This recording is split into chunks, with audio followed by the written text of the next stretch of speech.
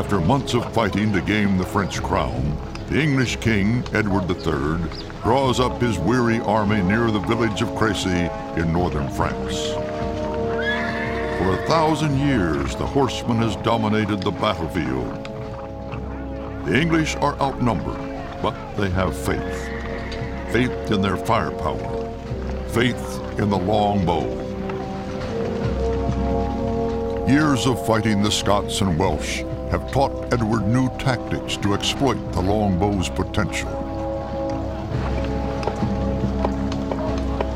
As day breaks at Crécy, Edward set his defenses.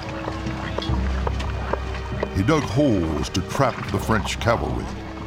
He studded his front line with stakes to impale enemy horses.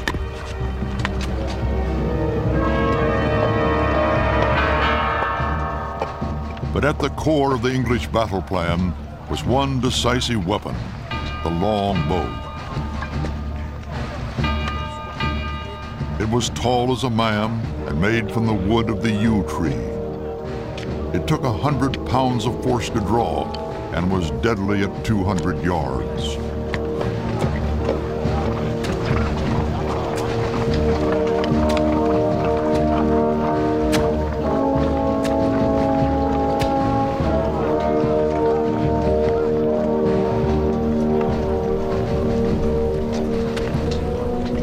It took more strength to draw than the crossbow, but it could be fired faster and farther.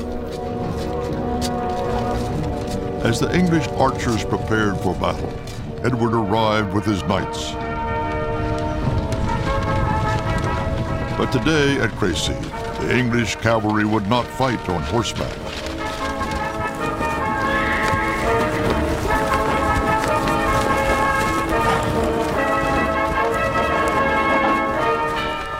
Edward dismounted his knights and stood them among his archers in a V-shaped formation known as the harrow.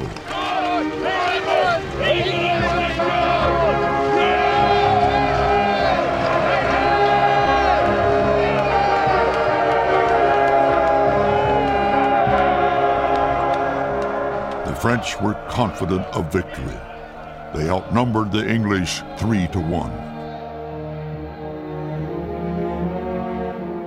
Against the English longbow, the French now deployed the crossbow. The French King Philip had hired 6,000 mercenaries from Genoa. These soldiers, expert crossbowmen, marched down the hill toward the English defenses.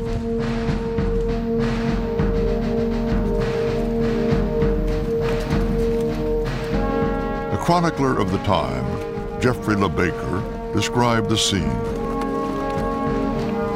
The first charge was made by the French against the English with resounding trumpets, drums and kettle drums with strident clarions. And with shouting almost like thunder, the crossbowmen of the French advanced.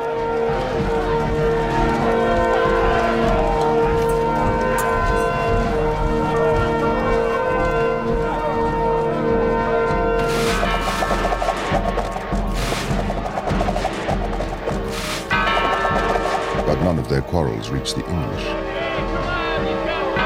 The English were out of range of the Genoese crossbows.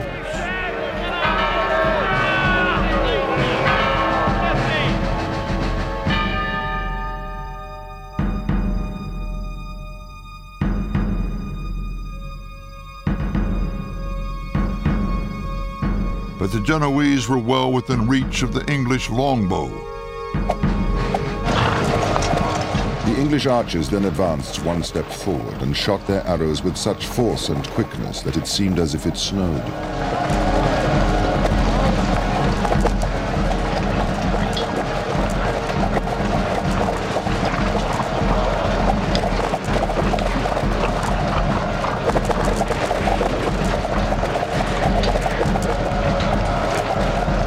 The Genoese threw down their weapons and fled.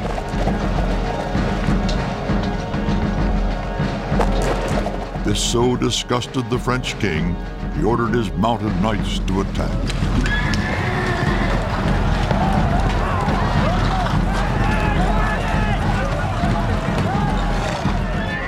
French knights charged through the confused lines of retreating crossbowmen. The ground was soft after rain. Within seconds, the French attack became a churning, muddy mass of chainmail, horses, and men, all writhing under the hail of English arrows. The French were in disarray. A few of their knights were driven into the English lines by the sheer impetus of their charge. They were beaten down with axes, lances, and swords. And in the middle of the host, many Frenchmen were crushed to death without any wound, simply by the weight of numbers. After 16 fruitless charges, the French withdrew, utterly defeated. The English remained in battle formation throughout the night.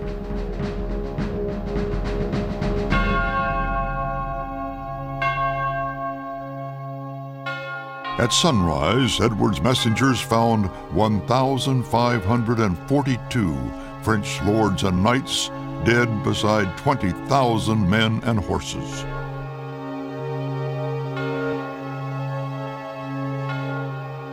The English lost 2 knights and 80 men. The English victory at Crécy stunned Europe. To the Europeans, English tactics based on the firepower of the longbow came as a complete surprise. A new day was dawning for the infantrymen. The horseman would have a place on the battlefield for centuries to come, but he would no longer dominate as he had for the last 1,000 years. The days of the mounted knight were over. But the whiz of English arrows was not the only sound of firepower at Crécy. Edward had brought to the battle a handful of bombards, early cannon that hurled stone balls. The bombard was loud, inaccurate, and did little more than frighten the French horses.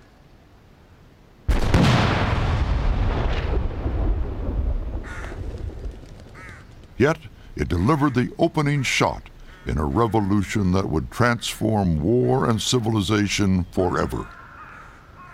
Gunpowder.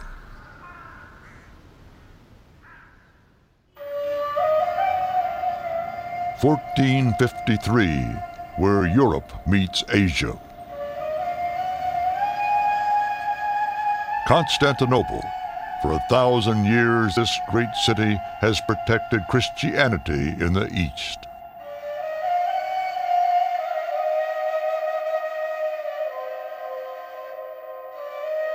Now it is the last bastion of Constantine, 88th Emperor of Byzantium.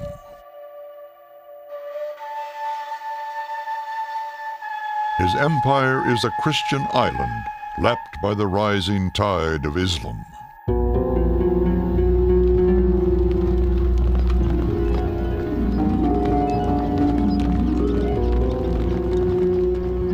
As Islamic soldiers approach, farmers and peasants seek shelter.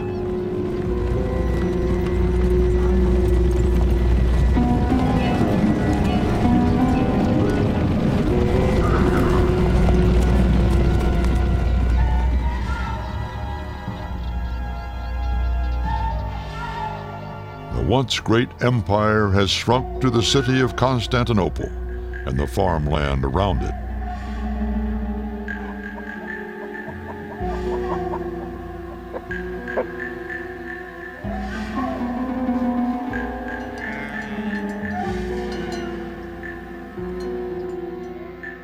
North, south, east, and west, all has fallen to Islam. Constantine must rally his people. Only the walls of Constantinople stand between the Christian empire and the triumph of Islam.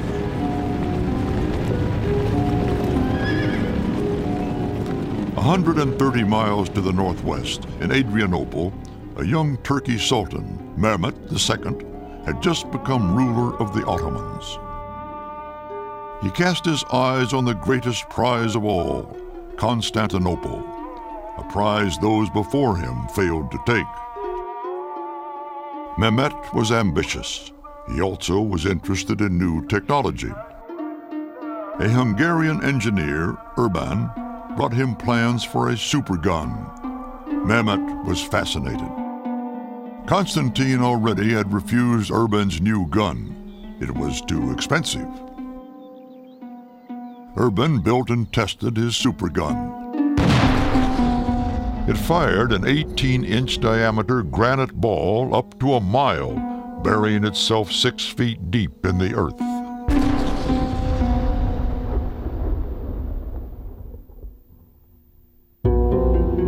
Mehmet made plans to lay siege to Constantinople. He positioned the supergun outside the main gate. On April 12, 1453, his cannon roared.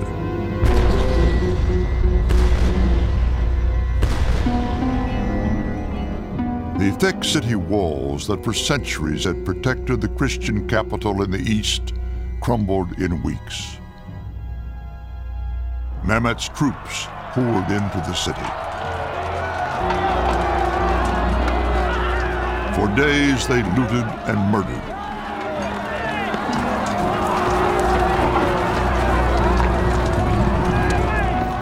Eventually, a severed head was delivered to Mehmet.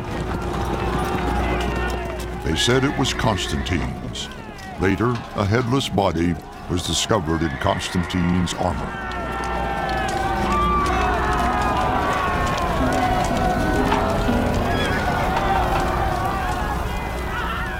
Gunpowder had won Islam a toehold in the West.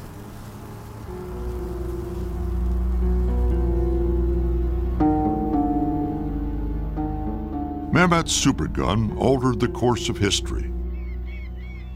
But it wasn't a weapon to be dragged from siege to siege. It needed 60 oxen and 200 men to haul it into place. Once positioned, it took over an hour to load.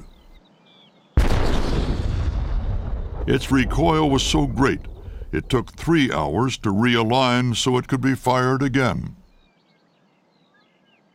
For lengthy campaigns, lighter, more mobile weapons would be needed. 40 years later, the French King Charles VIII discovered how to make them.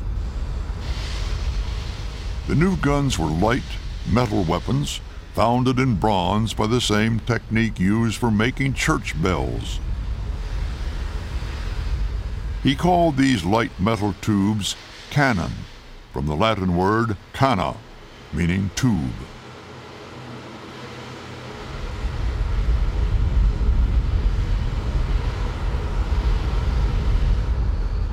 Because they were light, the cannon were mobile, and because they fired iron balls, they were more effective against city walls.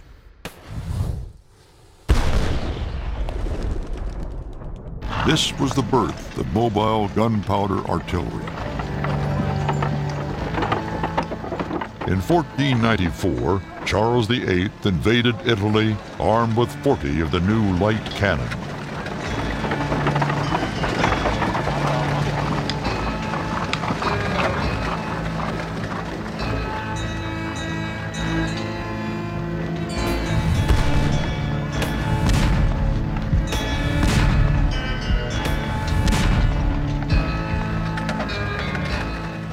Florentine diplomat and historian Francesco Guicciardini watched his progress.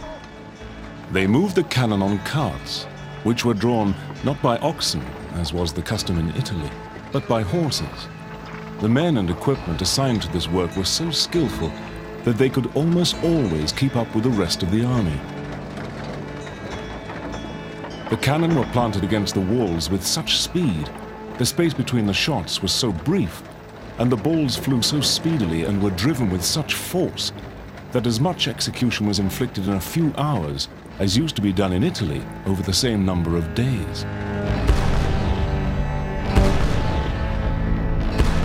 In a few short weeks, Charles' cannon blasted away the security of centuries.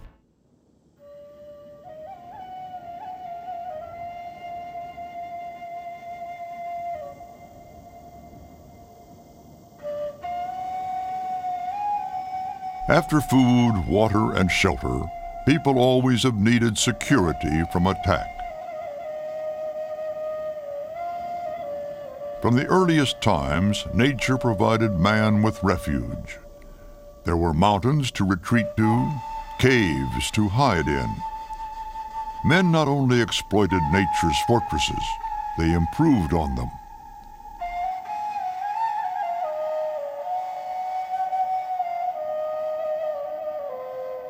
High in the mountains, it was easy to hack out a home from a hole in the rock.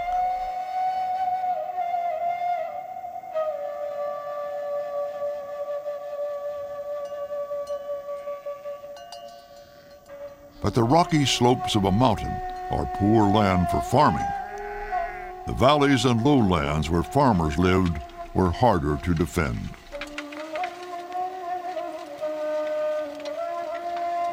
As farmers worked their land, they produced a surplus of food and livestock. They were at risk from raiders in constant search of food and supplies. To protect their crops and animals, the earliest farmers fortified their dwellings.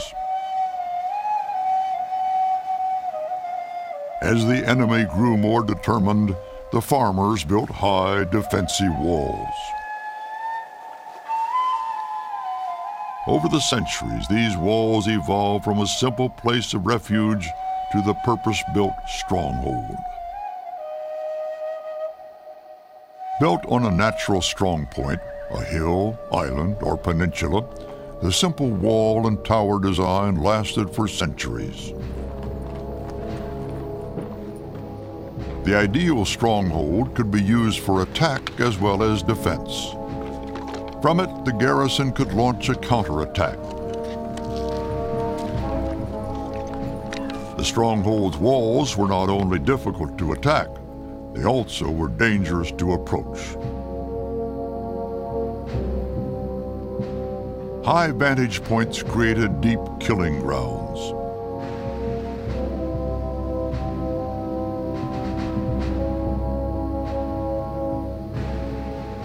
High curtain walls made attackers vulnerable. Putting up ladders or siege towers was dangerous.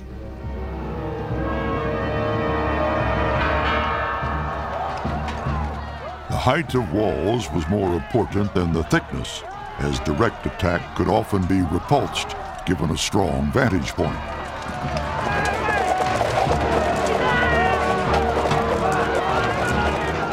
For centuries, man used his ingenuity to find new ways to break through castle walls. A bizarre array of siege engines was designed and built.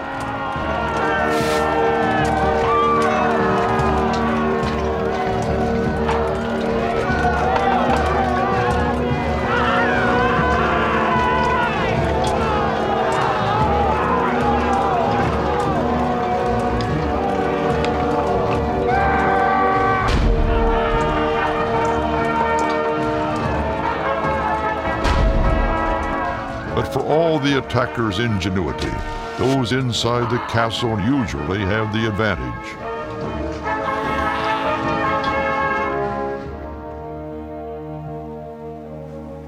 From the building of the ancient walls of Jericho to the end of the Middle Ages, fortification engineers added little to the three basic defenses: wall, moat, tower.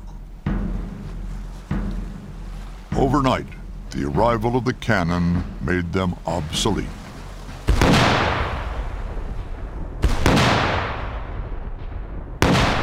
The gun was a revolutionary weapon. It also very quickly revolutionized defenses.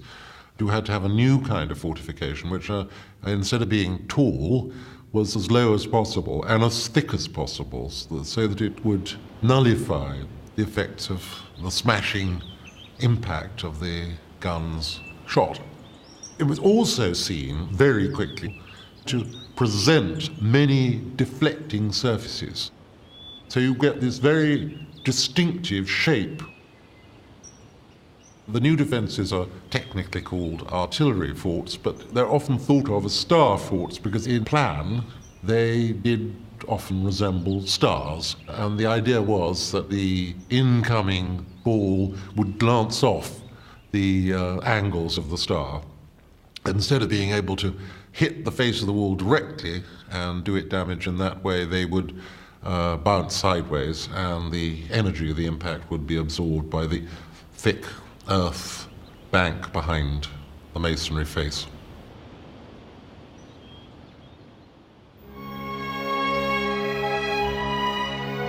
This is Berwick-upon-Tweed. Throughout centuries of war between England and Scotland, this city changed hands in one bloody siege after another. Here at Berwick, the impact of cannon on fort design is clear. These walls show to perfection the military architect's answer to the cannon, the angled bastion system. The importance of the bastion was twofold. First of all, it protected the face of the fortress from direct artillery fire.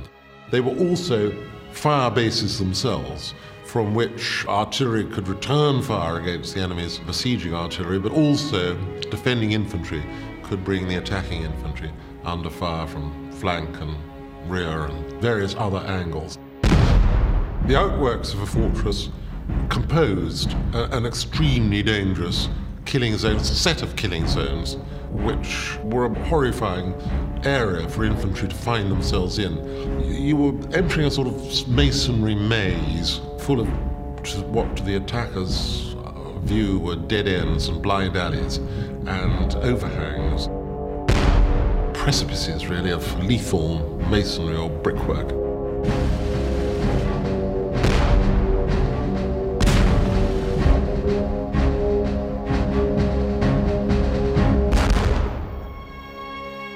But these were expensive defenses. City after city bankrupted itself in the arms race started by the cannon. Fortification was by far the greatest object of state expenditure in the 16th and 17th and even in the 18th century. In 1677, over 200 years after Mehmet's gun blew down the walls of Constantinople, Marshal Vauban became the French Commissary General of Fortifications. Vauban built over 100 fortresses and conducted some 40 sieges, many of them against forts he himself designed.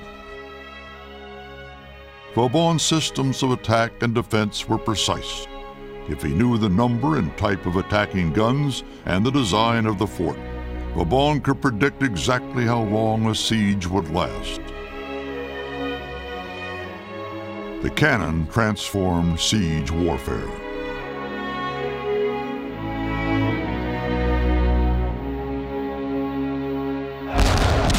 The handgun would revolutionize war on the field of battle.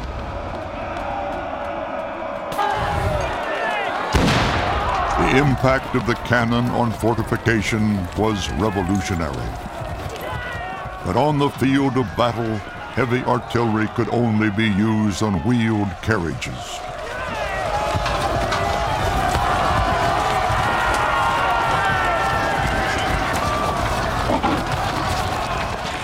Big guns were too slow to keep pace with the tempo of battle.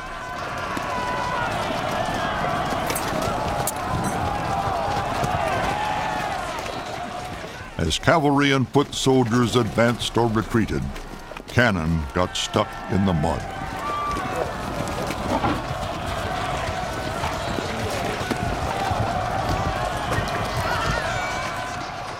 As late as the 16th and 17th century, men still fought like the ancient Greeks.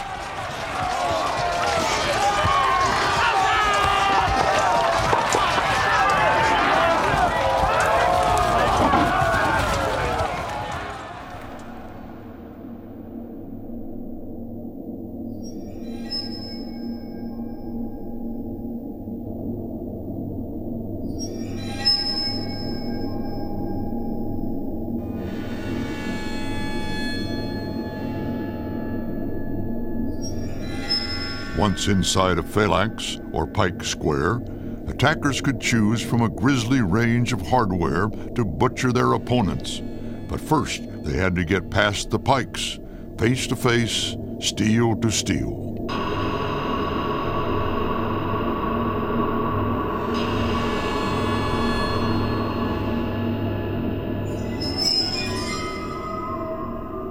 They still didn't have a way of blasting in from a safe distance. One answer to this problem was an unwieldy, handheld gun, the arquebus. Foot soldiers turned to the gun as their weapon of choice.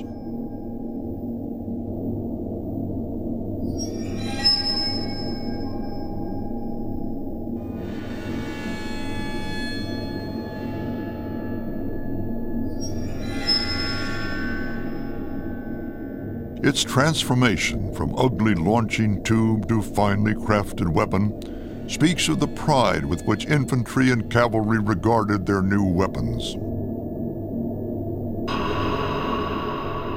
All that was needed was a quick and safe way to fire it.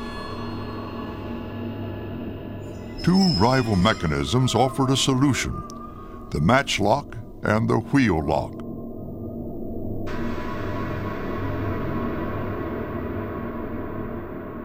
The matchlock used a fuse to ignite gunpowder in the flash pan.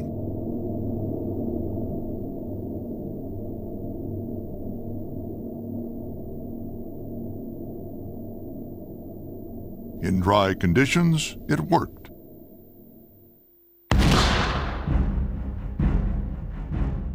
Simpler but more expensive was the wheel lock. It used new clockwork technology to strike a spark from a small piece of iron pyrite.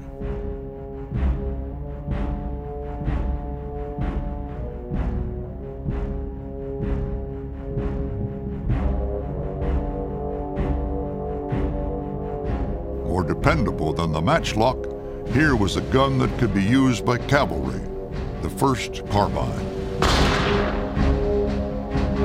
Simpler still was the flintlock, which struck the vital spark from flint and steel. Simplicity won, and for the next 200 years, pistols and rifles would be fired this way. The gun was coming of age. The gun, like the longbow, could pierce armor, but for accuracy, range, and rate of fire, it was still inferior.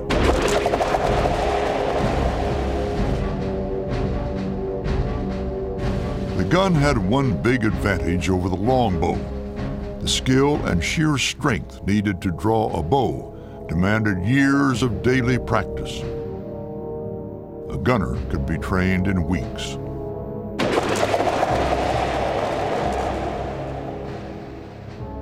In the early 17th century, a Dutch nobleman, William of Nassau, studied the Roman tacticians. He read how Roman legions kept up a steady rain of javelins on the enemy. Nassau realized that modern soldiers armed with muskets could do the same. All they had to do was rotate their ranks. The principle was simple. Don't aim, just send in a wall of lead. The air was so darkened by the smoke of the powder that for a quarter of an hour together, I dare say, there was no light seen but what the fire of the volleys of shot gave. Rapid volley required tight coordination in the heat of battle if muskets were to fire at the same time. Musketeers drilled hard.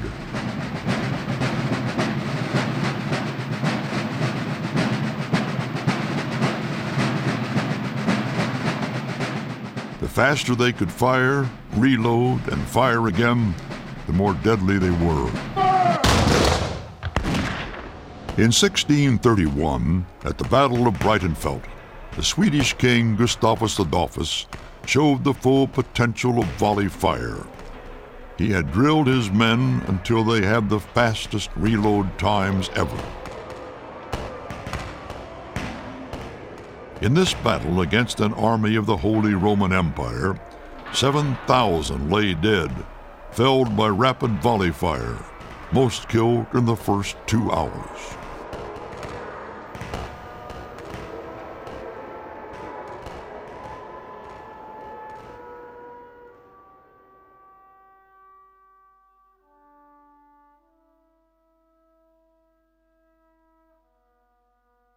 Toward the end of the 17th century, rulers began to pay more attention to army medical care.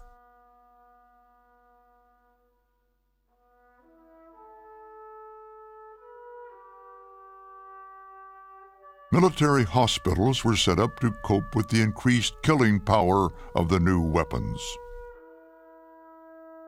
This is the Josephinum, a surgical research hospital founded by Joseph II of Austria. Joseph was the first ruler to recognize the skill needed to heal gunshot wounds and return soldiers to the battlefield. His academy, the Josephinum, established the status of military surgeons. Previously, butchers and barbers had treated battlefield casualties.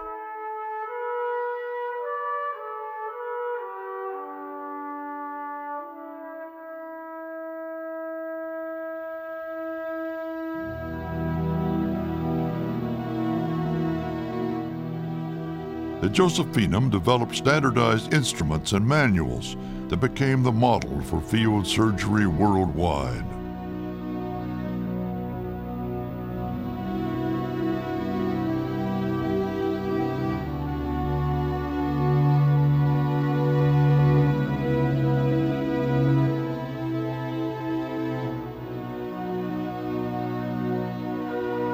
Anatomical research was carried out on detailed wax effigies.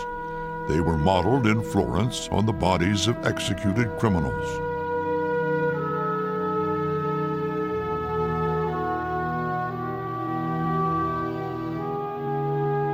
Swords, pikes, and lances inflicted flesh wounds which could be understood at a glance by the surgeon. A gunshot wound demanded that the hidden path of a bullet be traced inside the cavities of the human body before it could be extracted.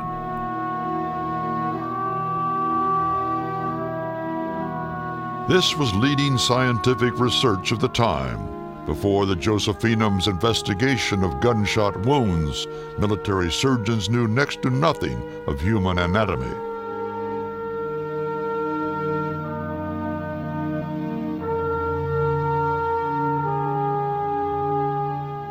Relentlessly, the gun was driving man's advances in surgery, in engineering, and in efficient killing.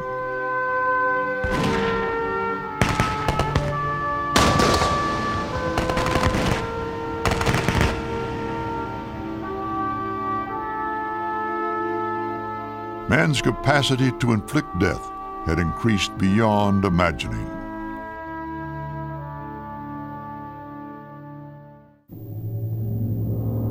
In 1575, Japan is a lawless country. That year, a battle between two warlords made history. Takeda Katsuyori led Japan's finest army, famous for its ferocious cavalry and disciplined foot soldiers. Facing him was rival warlord Oda Nobunaga. Katsuyori's men were armed with swords, Nobunaga's with guns. With his 3 rows of arquebusiers, Nobunaga simply blew Katsuyori's cavalry apart.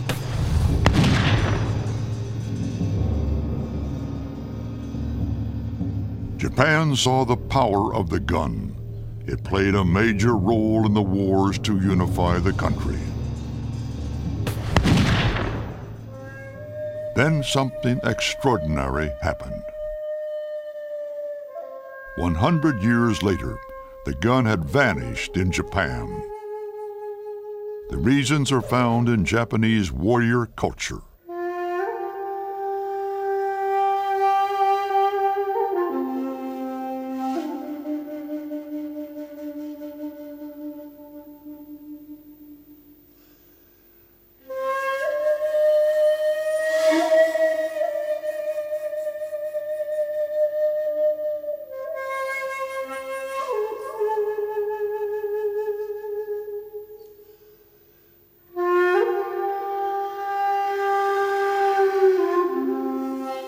While the sword always had been important to the Western warrior, in Japan it was cult.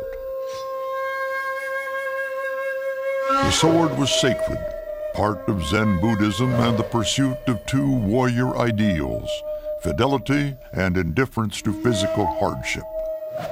The best samurai swords often had 4 million layers of forged steel. They are the finest edged weapons ever made. No people in history revered the sword as highly as the samurai of Japan. In Japan, for a time, it would displace the gun. Forging the samurai sword demands more than just superb craftsmanship. The swordsmith carefully chooses the steel, one piece at a time. He hammers until it can be folded around another layer, making a laminate. But for a proper Japanese sword, you have to work the raw material yourself. You have to make your own raw material. You see, a good sword must be made with good ingredients.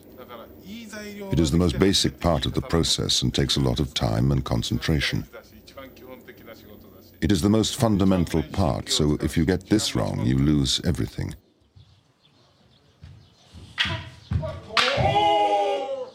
To this day, the martial skills of the samurai are passed from generation to generation.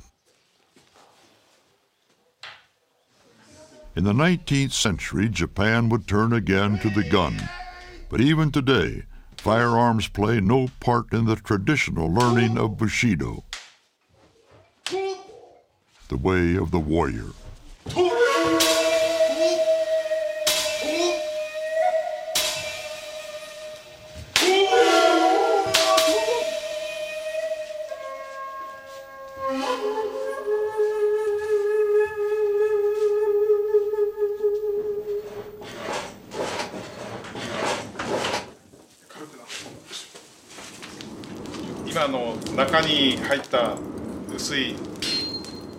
The thin piece of hagane that goes inside is low in carbon content and malleable.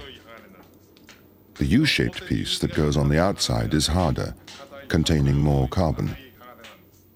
The harder the metal, the better it will cut.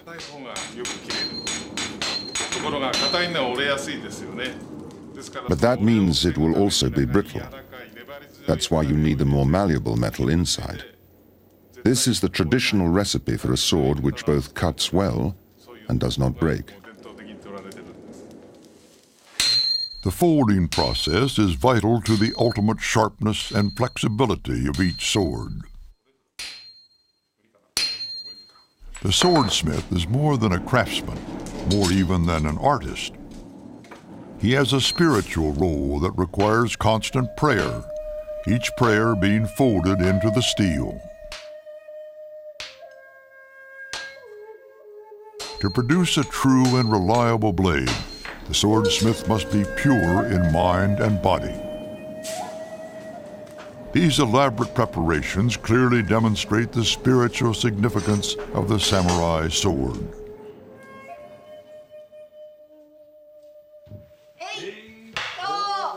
This school, Maniwa Nenyu, has continued unbroken for 21 generations in the Higuchi family.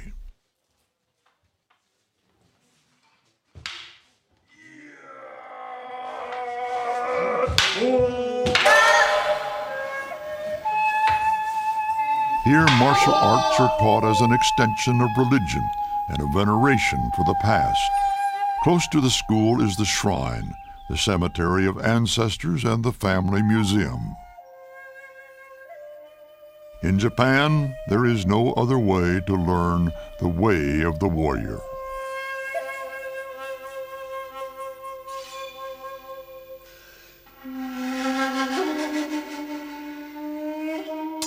The Japanese outlawed the gun because it threatened the status of the warrior swordsman. But as an island nation, the Japanese could easily enforce a ban on firearms. With laws to protect it, the cult of the sword continued, unchallenged, for another 250 years. The swordsmith's art tells us more about why Japan gave up the gun. All the ingredients used to make the blade are elemental.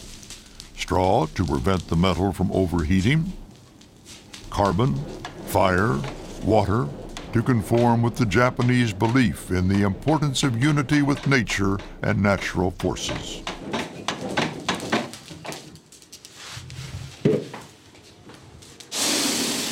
Even the muscular effort of the smith is natural. The chemical energy of gunpowder is not.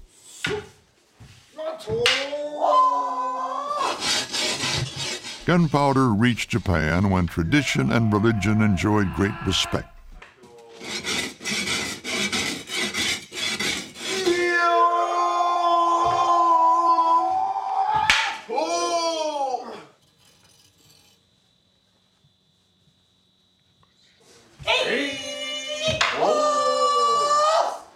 Swordplay was traditional. The best swords were often ancient heirlooms with their own personal names, handed on from father to son.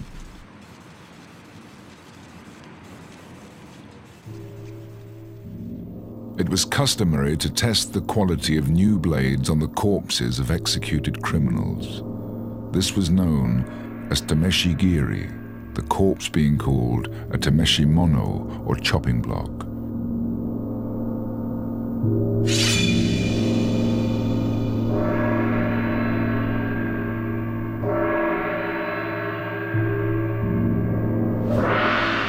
Swordsmiths used to go to the execution ground, bringing with them blades they wanted to try out, and the servants in charge of the place would pile corpses on one another. A blade of exceptional quality could cut through the corpses of 3 men with one blow, according to the records, and it was certainly possible with a good blade to cut the body of a man in half. A sword which could not cut off a man's head with one stroke was considered useless and discarded.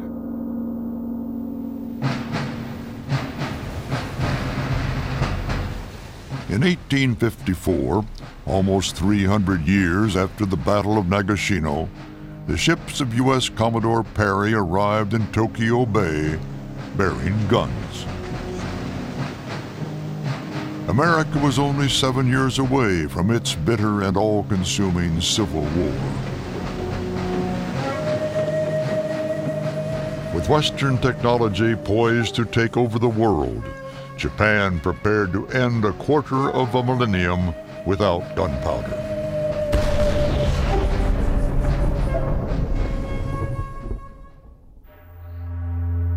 "500 years ago, the greatest empire in the Americas thrived here.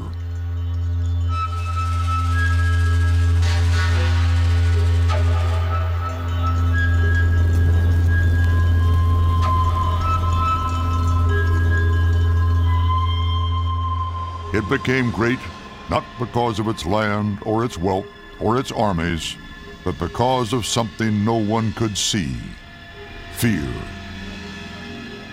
Some empires thrive because they strike terror in their enemies.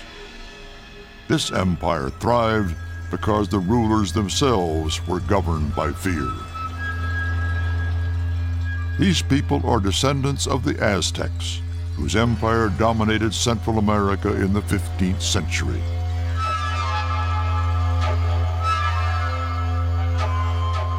The Aztecs worshiped the sun. At the heart of their religion was the fear that one day the sun might not rise, killing their crops, plunging them into fatal darkness.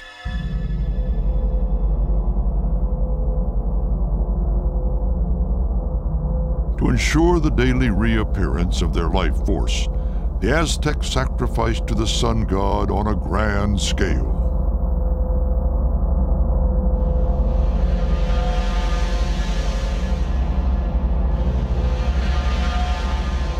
To slake the sun god's never-ending thirst, the Aztecs trained not to kill their foes, but to bring them back alive.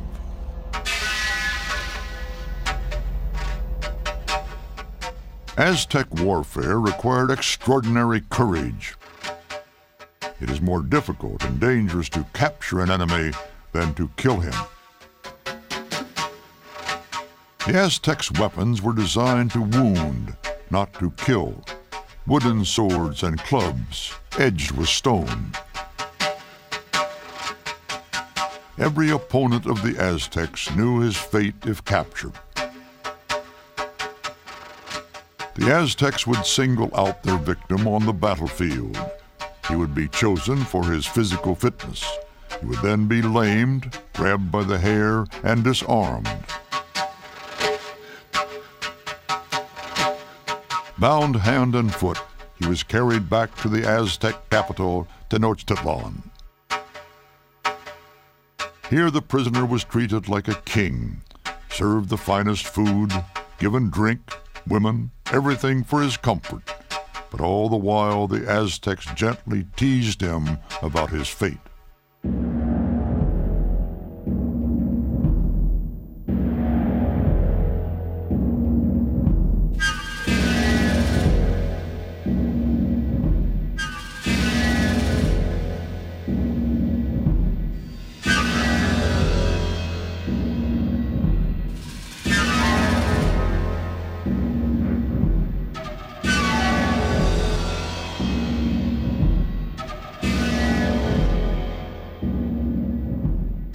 On the appointed morning, the prisoner was led up the steep steps to the Aztec temple.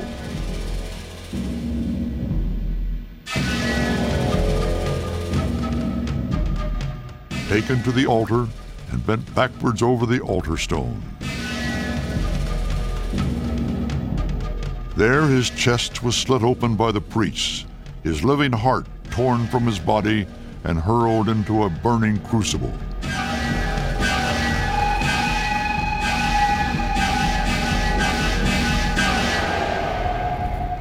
Aztec homage to the sun. On permanent display near the Aztec warrior school were the skulls of all who died in sacrifice. When the Aztec Empire was at its height, a strange breed of warrior arrived from another world. Europe, the old world. Their leader was Hernando Cortez. Cortez was looking for gold. He also was looking for glory. Armed with gunpowder, Cortez fought a vicious, bloody war against men armed with primitive weapons who had never seen horses or guns.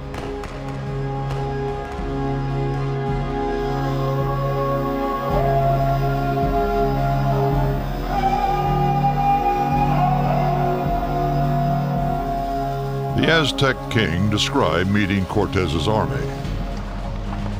He began to be afraid. He marveled at hearing the business of the artillery, especially the thunderous sounds that burst the eardrums and the stench of the powder. There was bitter fighting in the complex canal system around what is now Mexico City. The Aztecs moved quickly from place to place in small carved wooden boats, throwing up temporary bridges, then retracting them to confound the Spanish. The Aztec soldiers took many Spanish prisoners and many Spanish heads. They even took the heads of the Spanish horses.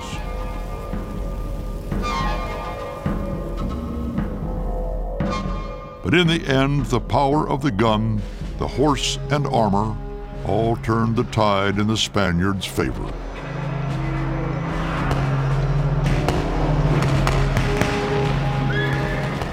By 1521, the Aztec capital lay in ruins, destroyed by Cortez's guns.